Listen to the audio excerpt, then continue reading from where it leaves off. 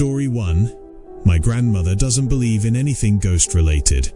She used to go to church as a kid but got kicked out for throwing a chair at two girls who made fun of her sisters, who had severe osteogenesis imperfecta. She told me she never believed in God anyway though. She said she only went because she had to. She thought there was nothing after death. You die, and that is it. My grandmother is hilarious, laid back, a great comforter, and an avid gardener. I used to go to her house every single day. One day I went over, and she wasn't herself at all. She said she was in the garden picking peas when this lady showed up out of nowhere, looking almost transparent. Apparently, this ghostly figure of an old woman also spoke to her and said, "Stop digging up my roses, this is my garden." My gran said she was stunned and didn't know what to do, so she explained it was her garden and that she grows vegetables. The ghostly figure just disappeared, and my gran ran back into the house to my granddad. I have never seen my gran have a bad day in her life. It is just the way she lives.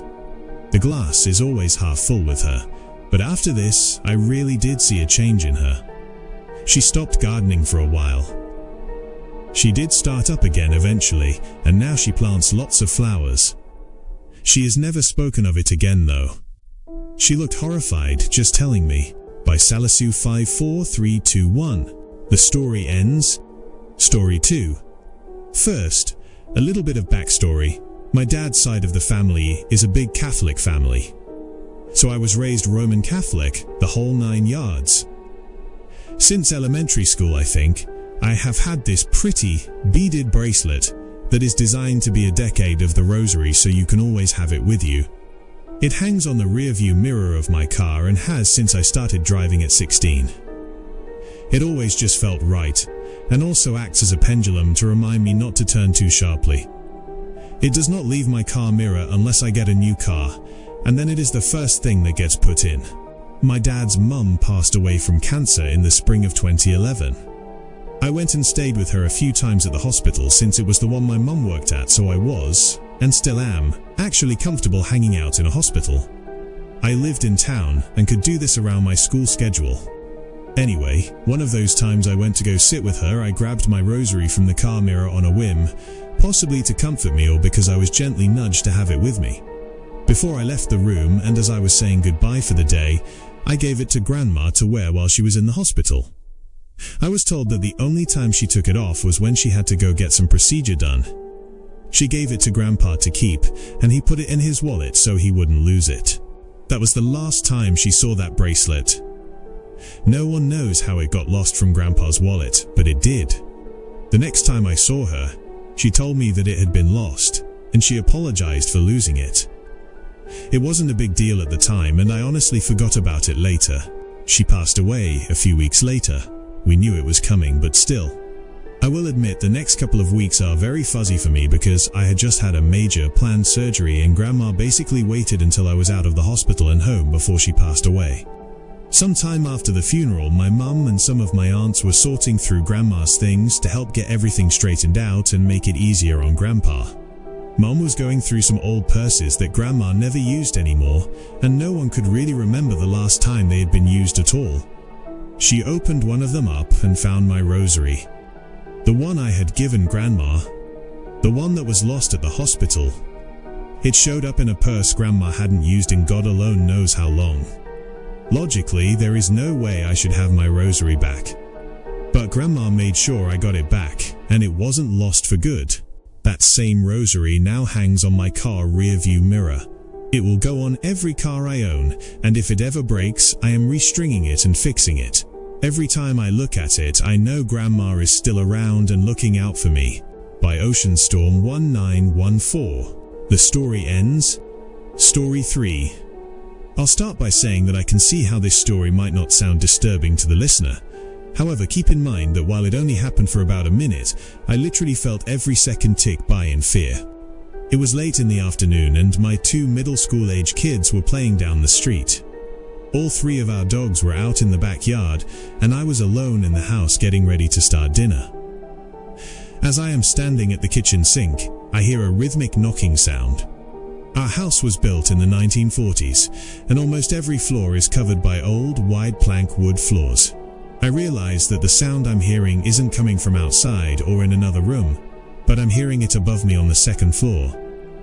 The sound is rhythmic and it seems to be something striking the floor because I can tell at that point that it's directly above where I'm standing in the kitchen. In a matter of a few seconds, I quickly took an inventory of where the kids and the dogs were and realized no one was in the house but me. As I was taking that quick inventory, the knocking sound continued. Thump, thump, thump, thump. Whatever was making that sound seemed to be coming from the upstairs hallway. That's when I realized that it really sounded like a very small but sturdy bouncing ball. One of those rubbery bouncing balls that comes out of a gumball machine was truly what it sounded like. I didn't think we had one in our house at the time, but they're pretty small and who knows if we did or not. What I did know is that the bouncing ball was still on the move, from one side of our long hallway all the way to the other end by the staircase. The rhythmic thumping was not slowing down, and I realized it was soon going to hit the wall and stop. It had to. Going from the hallway to the staircase requires a complete 180-degree turn, and obviously the ball can't do that on its own. No sooner did those thoughts pop into my head than I started hearing the ball and its rhythmic thumping coming down the staircase. Getting closer and closer. All this time I had been frozen in the kitchen, trying to identify what that sound was and who could be making it. What I realized is the ball was getting closer and closer to where I was standing in the kitchen. Was the ball moving down the stairs? It was. What's weirder still is it seemed to hit every single step. It was as if it was drawing its travel out, just to torment me. I figured that had to be the end of the line for the ball. It would come down the stairs and stop once it reached the foyer. Of course, no sooner did I think that than I could peek into the front foyer and see a tiny ball coming down the stairs as if powered by a force that I could not see. At this point I was truly astonished that it even could make its way down the entire hall, make the turn to come down the stairs and thump on every single step on its way down. What is this, the Energizer Bunny? Isn't the ball gonna stop? It doesn't. As it comes to the end of the stairs, the bouncing continues, but the ball once again changes direction completely and makes a 90-degree right turn toward the dining room. At this point, the hair on my arms and the back of my neck was standing up because I didn't understand how this ball was acting so unlike any ball I had ever seen before. Was I really hearing and seeing what I thought I was? The foyer, the dining room and the kitchen all kind of converge in a doorway between them. I was close to the dining room but standing in the kitchen, so I could still see the ball.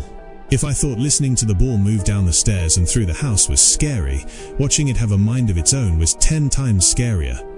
I then watched the ball turn when it reached the bottom of the stairs and start bouncing its way into the dining room. My mouth was hanging open. What was I seeing?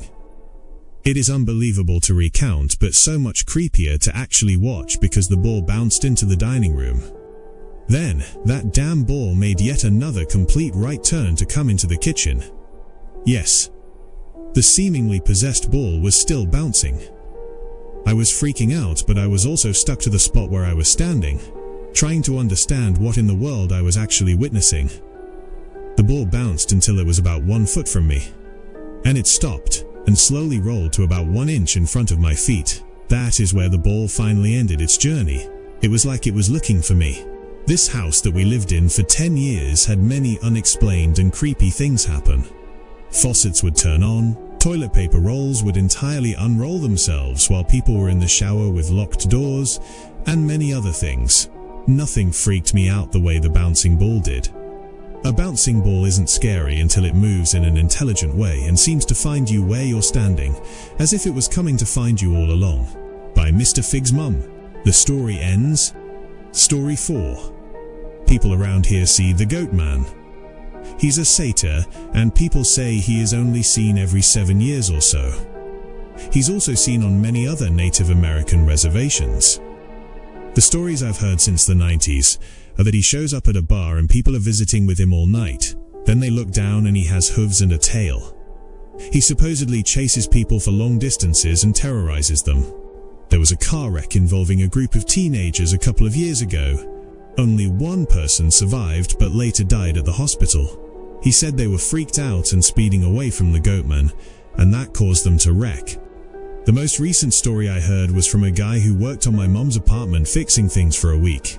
He told my mum and brother that he and 2 friends had seen it before. They were sitting inside a house drinking alcohol when the Goatman jumped into a second-story window. They just started screaming, "What the heck? What the heck?" The Goatman just walked around the house, ignoring them while they were freaking out. He said it looked evil, freaky, and disturbing. One of the guys was so disturbed he couldn't stop drinking heavily and eventually drank himself to death. By LT Beat 13.